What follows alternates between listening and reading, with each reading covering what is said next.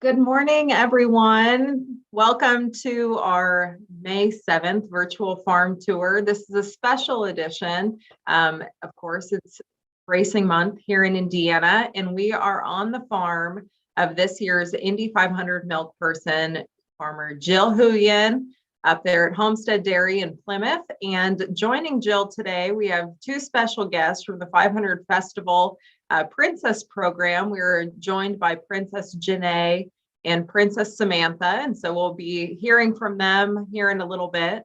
My name is Brooke Williams. I'm the Director of Communications for the American Dairy Association Indiana. And if you don't know it, we have over 700 dairy farms here in the state of Indiana. And as we mentioned, Homestead Dairy is located up in Plymouth, Indiana, about 2 hours north of Indianapolis. And if you would like, you can hop on to where you registered for today's virtual farm tour and join along on a scavenger hunt. So winnersdrinkmilk.com, right there, virtual farm tour page, you can download the scavenger hunt sheet. And as Jill talks about different information, you can check off boxes there and learn a little more about what goes down on a farm. And you can also download information about our in-school health and wellness program that many of you are probably implementing at your schools, the Fuel Up to Play 60 program, our local partnership here with the Indianapolis Colts. As we go along on today's virtual farm tour, we want this to be interactive. So you have the opportunity to ask any questions that you have, either for Farmer Jill or for the two princesses joining us. And you can do that if you're live on Zoom. You can enter any questions in the Q&A box down below there. And if you're joining us on Facebook, feel free to comment, and we'll be gathering those comments as we go along. But without further ado, we are going to join and up with Farmer Jill and Janae and Samantha and meet the cute little calves that are frolicking in the field. So hi, welcome to Homestead Dairy. I'm super excited for you to be here, as well as all the classes that are with us today. I'm Jill Houin, and I married into a fourth-generation dairy farm. We have 14 family members that work on the farm together, and each of us take care of different areas on the farm. I have been blessed to take care of all of the calves here. So this is the calf barn. After they're born, they get a gallon of colostrum at birth and a half a gallon 6 hours later, which is the mother's milk that is the most nutritious for all mammals. Then they come to me and they get to live in a community and get to drink whenever they want to. And over here that's a robot. So it'll read the tag on their ear, and it will give them 2 liters every 2 hours that they come in. So they can drink whenever they want to. And we found that by doing that, the growth of the animals increased and the health of the animals increased. So we have a veterinarian on staff at the calf barn, as well as throughout the farm. We have 7 vets that take care of the animals. And what we do is these will be future milk cows. So we have to care for them as well as we can. And that's our biggest priority, is to make sure they're comfortable. We have airflow that is always monitored. We have open curtains when it's warmer, and cows' body temperature is 102 degrees. So they actually handle colder weather than what we do. So we have to monitor and think about that as well. We do lots of research to make sure that we're doing the best for the animals. And then when they grow up on our farm, they actually go to a robotic dairy, and the cows can get milked whenever they want to. So they get a treat. I ate it. It's gross, but the cows like it. So that's all that matters. I always like to test out what's going on with the cows. Then we also have back scratchers, and they're in memory foam mattresses. And it's the lap of luxury for those cows. We built that barn for cow comfort, and that's what we really care about at our farm and with our family. As well as we plant about 4,500 acres of corn and soybeans for the cows to eat. So we have, it's called a TMR. It's a mixture of food, and we have a nutritionist that balances the food for each stage of their life. And that one loves you. So, but I actually had a question for the princesses. And my question was, how were you chosen to be a princess for the Indy 500 festival? Do you want to take it or do you want me to? So we had to submit an application, and it was open until I think around the beginning of January. And then from there, they picked people to come to an interview, and we had interviews virtually this year. And then from there, they picked 33. Wow, that's amazing. Yeah. And do you have to have the opportunity, like, do you, you're in college and you're studying different majors, so you're representing so many different areas for the Indy 500 and then bringing it together on a dairy farm. What do you think? I love, So I love it. I love this opportunity, and thank you for having us out here today. The milk is such a tradition with the Indy 500, so it's really cool to be out here and see where the milk comes from. Yeah, and I love how you said it's the tradition at the Indy 500. Our family has the tradition of being able to like produce milk for so many people and work together, and that connection of carrying on the tradition and handing out the milk is like that culminating exciting opportunity that I get to have this year. I had it last year, but I get to redo it this year, and it's going to be just as exciting. So, but you know what else we do at our farm is we make electricity with the manure. We make green energy, we call it. We work with University of Notre Dame. We work with a grease plant, and we take all of that, and we, instead of going into the landfill, it goes into a digester, and the digester spins the manure, catches all the methane, and then turns it into electricity. And we make enough electricity for 1,000 houses an hour in our community. So I think that's really cool that us as farmers are working really hard to find new ways to be more sustainable and care for the environment for our future generations of our family, as well as everyone else's. So. Hey, Jill, a quick question. A class is asking if Peanut is at the farm with you this morning. Peanut is at the farm, but not in this pen. Peanut is actually, it's called weaned. So that means that she's not drinking milk anymore, and she's up on the hill, and I am going to be doing a tour about Peanut next week, I believe, May 10th. And you'll have the opportunity to see Peanut. I was giving a tour this weekend, and a little girl was walking around, and I had no idea. She didn't really realize where she was. And I started talking about Peanut, and I didn't say her name. I said, there's a calf here that class is adopted. And she goes, wait a minute, where am I? Is this Homestead Dairy? Is her name Peanut? So she got to go meet Peanut in person. So that was exciting to do. But yes, Peanut is here, but not with me right now. So look forward to May 10th, and you'll get to meet Peanut. Yes, and for all the classes that are wondering, we have an Adopt the Cow program, and one of Jill's calves, Peanut, her life is being followed along by all these classes across the state. And so yes, Homestead Dairy is the home to Peanut. Home to Peanut. Another class is wondering how old the princesses are, if they are willing to disclose. How old you are? I am 22 years old, and I am 21 years old. I go to Indiana State down in Terre Haute, Indiana, and I'm studying public relations and marketing. And I am a junior at IU Kokomo, and I am studying elementary education and mathematics. Very cool.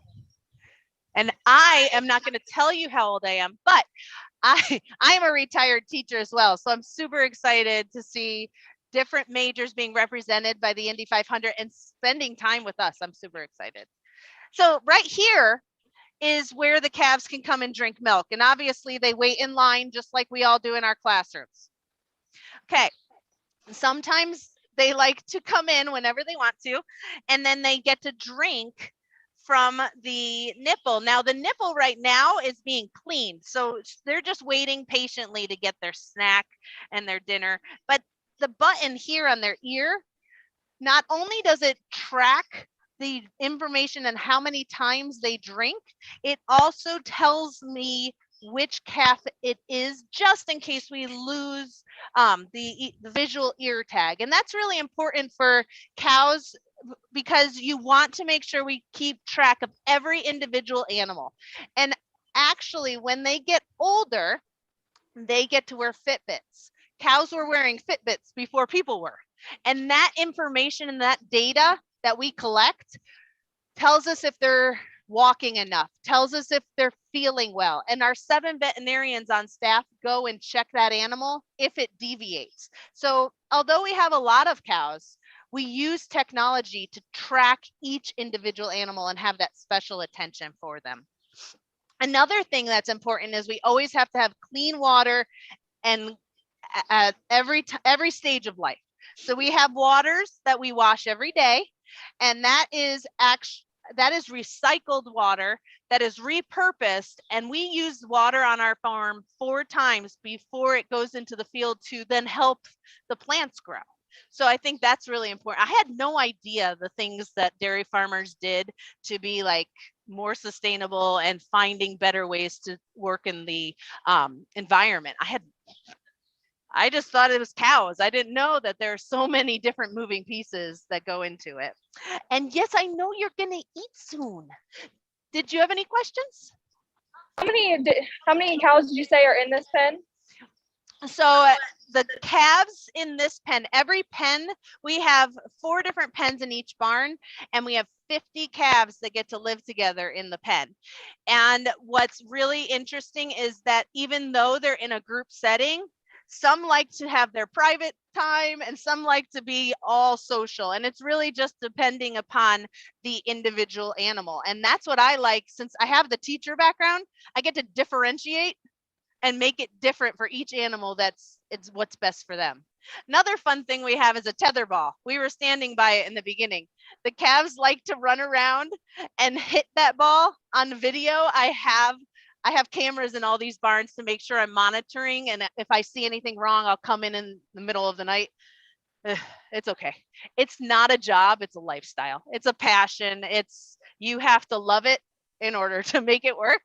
And it took me a long time to understand that, because I didn't have a background in dairy, and I was able to find that passion with my husband, and he works on the farm and I work on the farm, and the kids come and help us on the farm. So it's really, it's a lot of work, but we love it.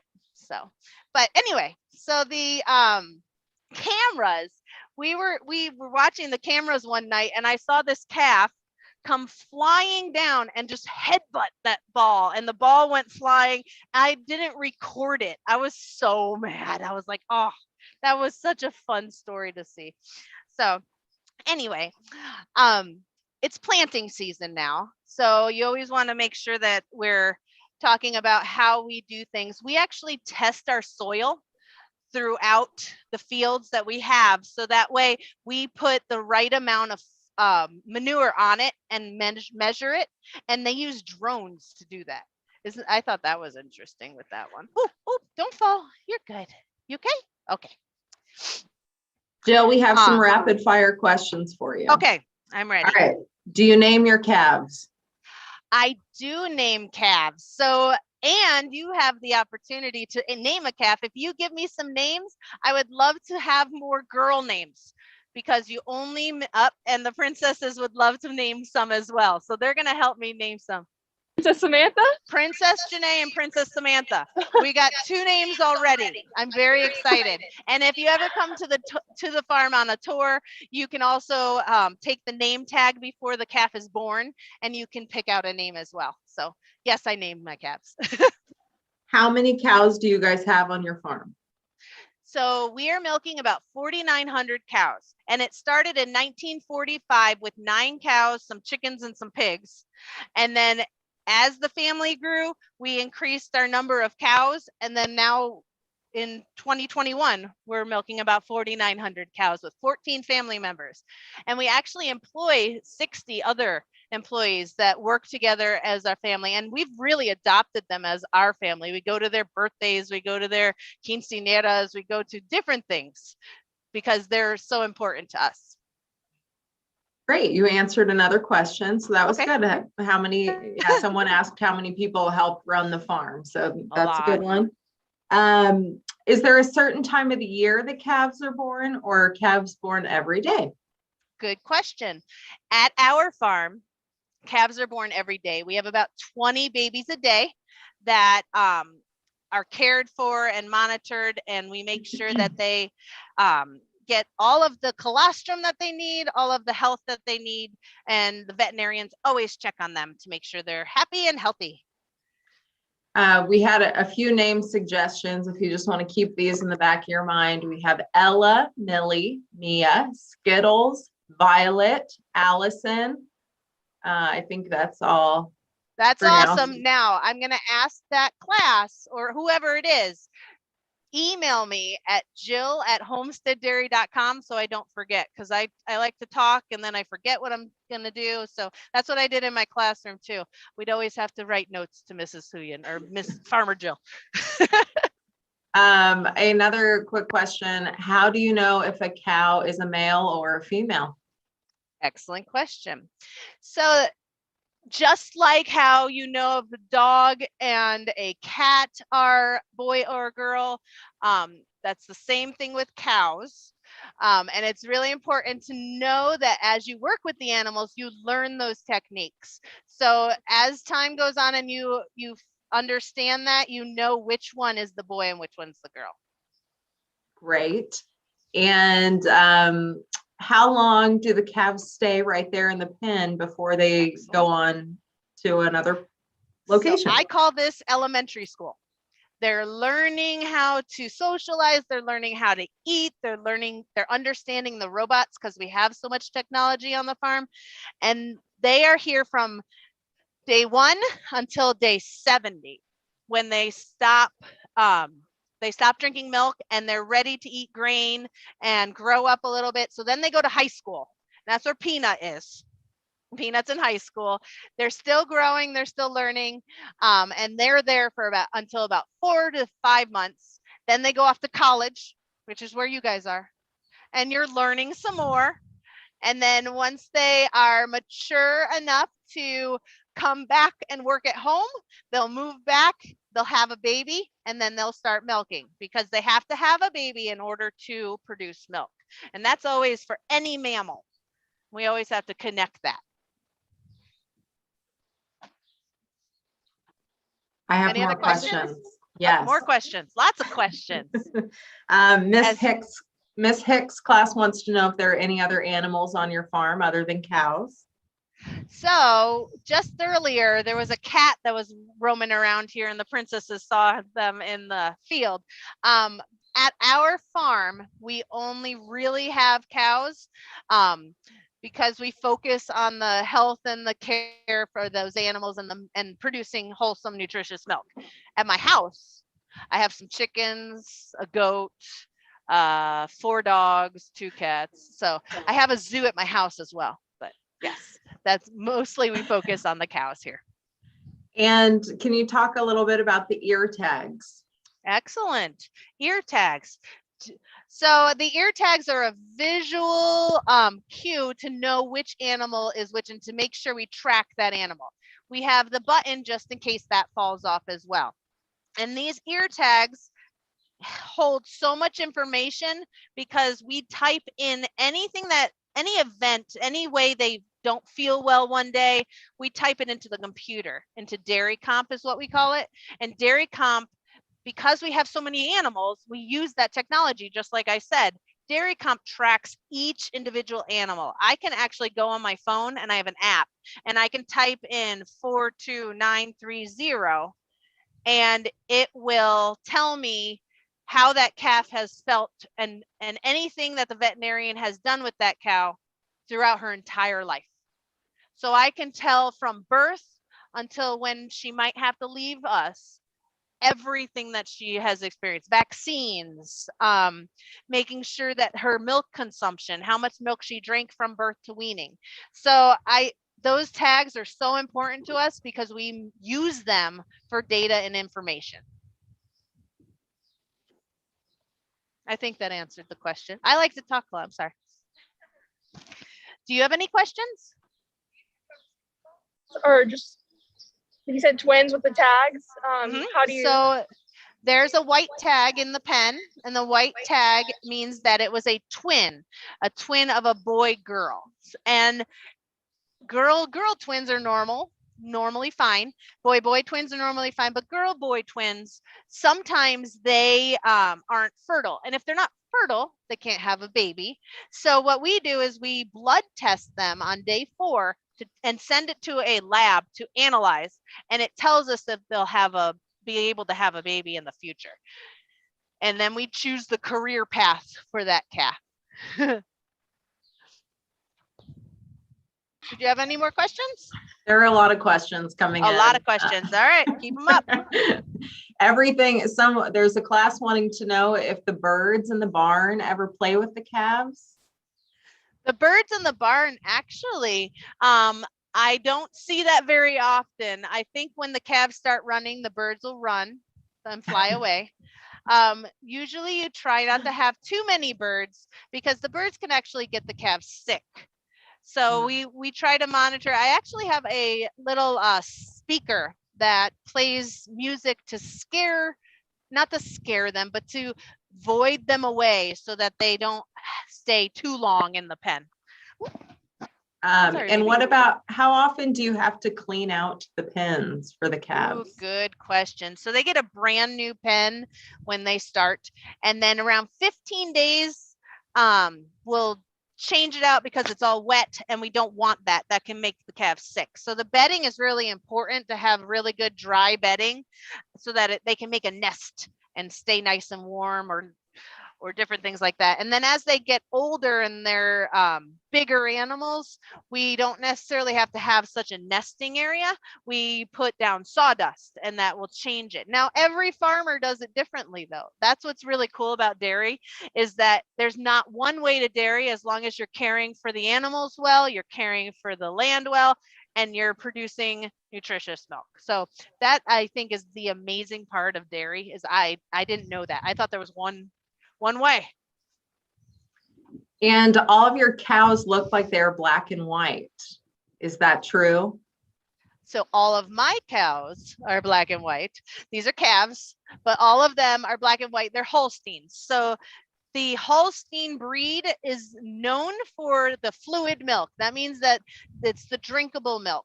There's different breeds that are dairy that have different components or different parts of milk that make better products for different things. So some make better cheese, some make better milk, some make better ice cream.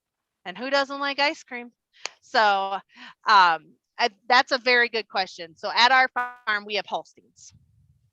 And we have a write-in question from the 2019 milkman, Andrew Keenert, asking, do cows have bottom teeth? Cows have bottom teeth. Have you put your hand in their mouth yet? Yeah. So they'll suck on your hand if, yep, there you go. And Miss Janae is brave and has the calf sucking on her hand. Do they have bottom teeth? I see right in there.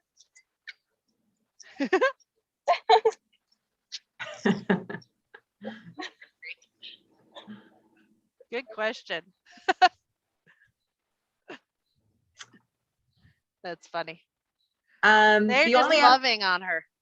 The only other popular question right now is just asking how much milk, once a calf goes from elementary school on, how much milk do your cows produce in a day? Okay, so at two years old is usually the age that they will have the baby and start producing milk. So not until then do they produce milk. After that, we're averaging around 10 gallons of milk per cow per day. So that's a lot of milk. We have 4,900 cows. So we're producing around 44,000 gallons of milk per day here at our farm. And then our milk is raw here. That means that it's not necessarily ready to drink. So it's sent to a pasteurizing plant. And the pasteurizing plant will then heat it up and kill any of the bacteria, make it food safety, right? Then it will come and go to the shelf. And did you know that milk will go from the cow to the shelf in 48 hours? It's the freshest product. I had no idea about that either. So from cow to shelf, 48 hours. That's just amazing to me. So at our farm, we do grow corn and soybean. And then we also source other local products from area farmers who grow other things that we don't. So the hay and the straw and the, let's see, corn gluten, parts of different things. And the byproducts of food from humans, because we have a different stomach than cows, they have 4 different compartments in their stomach and they digest things differently. So we can't eat some of the things that come from that are off of our food. So we then use byproducts from human food and feed it to the cows. And that's what yeah, I know, I'm so sorry. That's what the nutritionist does, is he balances all of those components to make sure that the cows stay healthy. Good questions. So all of our cows have horns, if you can see that. But what we do is we dehorn them. And when Holsteins are born with horns, and so that you don't get hurt, so I don't get hurt, and so they don't hurt each other or get their head stuck, we dehorn them. And how we do that is we give them a shot of lidocaine. It's just like how dentists give us Novocaine to numb it. Then we do meloxicam, which is a Tylenol. Then we give them a haircut. Then we get a dime-sized paste and put it where the horns were and a duct tape over it. And at the end of the day, we take the duct tape off and they're dehorned. The horns don't grow. And I love that process because it's not invasive and they just take the tape off and they're done. I think that's really a safety issue as well as worrying about how they feel and different things like that. That's why we use the veterinarian's resources to do that. And when twice a year, when they get older, they get pedicures. We have a guy who comes and checks all of our cows' feet and makes sure, because they're such big animals, they have to have good feet. And so they get a pedicure twice a year. And even if they don't need any trimming, we don't use paint. However, now that I think about it, maybe we should. Just like a black and white checkered just this year. Yeah, I think we should do this. And then after they get their feet checked, they will go out and go get milked. And that calf's name is Cruella. Yep, that one. Her name's on her tag, on the back of her tag. I didn't see somebody named her already. We have a question for the 500 Festival Princesses. As far as being a 500 Festival Princess and you're going out into the community and doing different events, we would like to think that letting the calves slobber all over your hands is going to be a highlight. But what is one of your favorite things? What is one of your favorite things about your time as a 500 Festival Princess? I really like that I get to meet a lot of new girls, like from all around the state and from different schools. And I also really enjoy going to all of the 500 festival events. Okay. So another favorite part of mine is we get to plan events within our community. So I've been going out to a lot of schools, and we also get to take part in a leadership development program. So we become better leaders within our community as well through this. That's great. Yeah, I know we always looked forward to seeing you guys on the float and meeting you all race weekend. And then Jill, there's a question for you, not having to do with the calves, but this is this year's milk bottle that Jill will be filling up with milk and giving to the winning driver at the Indy 500. And we have a question coming in of, how do you know what type of milk the winning driver at the Indy 500 wants to drink? Ooh, that's a good one. So about a week before, we do an interview and they get to choose. Every race car driver chooses their favorite milk that they want to enjoy in the winner's circle and celebrate with. And then I have the list. And I have a big cooler, and I'll have all the 3 choices, whole, skim, and 2%. And as the race is ending, I have to grab the right one, and it's such a high pressure situation because I have to make sure. Now, what's really cool is last year, 28 people chose whole milk. So that's exciting because it's a very nutritious. Originally, though, it was buttermilk, and buttermilk is different than it was back then. Back then, homemade buttermilk was the way. It was sweet, a sweet byproduct of milk. Now it's more for cooking, so it's a lot thicker and not as sweet. So that's why we stick with the white tradition of whole milk, skim milk, or 2%. Mhm.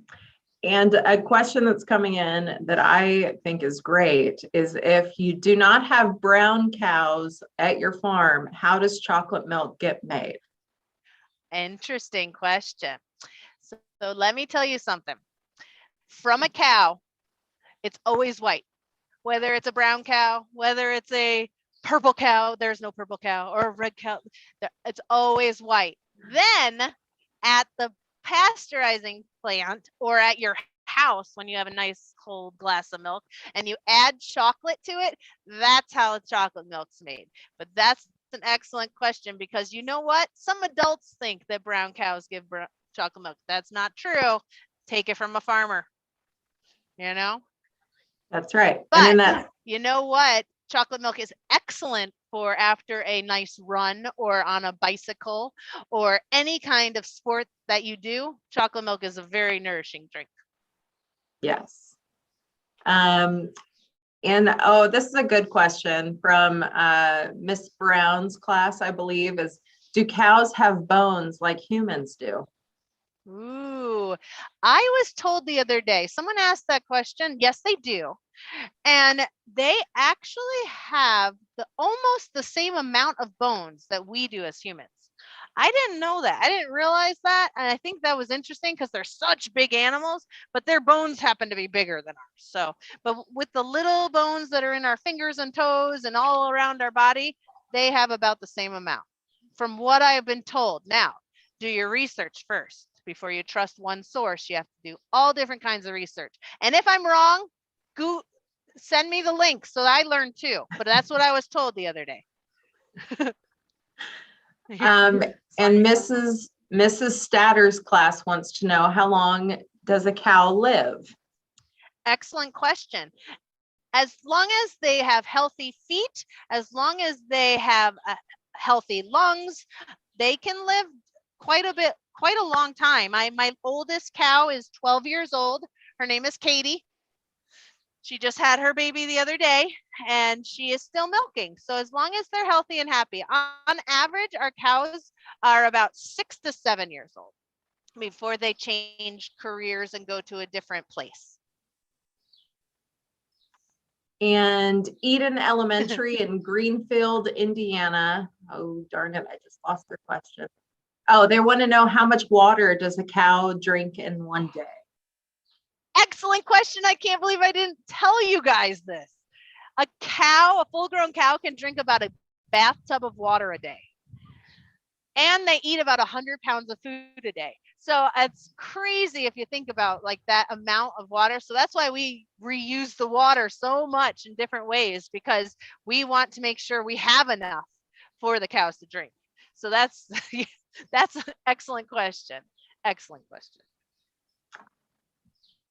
And then Oakland City, Indiana is wondering if we will be seeing any of the cows getting milked. Oh, not this time, but you know what? If you actually email me, I can set up a virtual tour and we could do something like that. As well as if you go to winnersdrinkmilk.com, there's some recordings of older tours that I've done before that'll show you the robots and how things are happening. Or you can go to my YouTube channel, Homestead Dairy LLC, and on YouTube, and I have videos of that as well. And harvest and drone different things and a baby being born if you want to experience that. But today we chose to stay at the calf barn specifically because of spending more time talking about different things. And here's an interesting question. Are cows allergic to anything? Interesting question. So today we were giving vaccines, and one of the cows, the veterinarian was with her, and one of the cows started having an allergic reaction to the vaccine, and the vet ran over, and just like humans, if they're allergic to a bee sting, they get an EpiPen. So we have EpiPens for our cows if they do have an allergy, to make sure that they are safe. And that experience was like, oh, what is happening? And that's why I was helping the veterinarian. And that was an excellent question and good timing to ask, because that was right fresh this morning. So the calf's doing better now, and we're monitoring her health, and the veterinarian's right there by her side taking care of her. But it is very rare. It is very rare. That's why I was flustered, and the question connected to me very personally on that one today. So good question. And another good one is, do cows lay Hello. down when it is going to rain? You know what? I don't know if there's been research about that, but I've noticed that. So it might be that they have they feel it in their knees like I do when I get older, and I'm like, oh, it's gonna rain. But I don't know if there's any research behind it, but I have noticed it. But cows do lay about 13 hours a day. They like to rest because they have a lot going on with the milking, with the eating, with 100 pounds of food. I'd lay down a lot too. So calves lay down a little more than that. But what we do is we monitor how much they're chewing their cud, and that is a health trait. That's telling us if they're feeling well or if they're comfortable. And if you listen right now, it's really quiet. When cows and calves are comfortable, they're not mooing. They're just hanging out with their friends and relaxing, playing with tether balls, eating princesses. So whenever they're comfortable, they're quiet. So whenever we hear a moo, we're like, what's going on? And usually they're telling on each other. They're like, hey, that one's out, or hey, this. So it's really funny. And how soon after a calf is born do they start walking?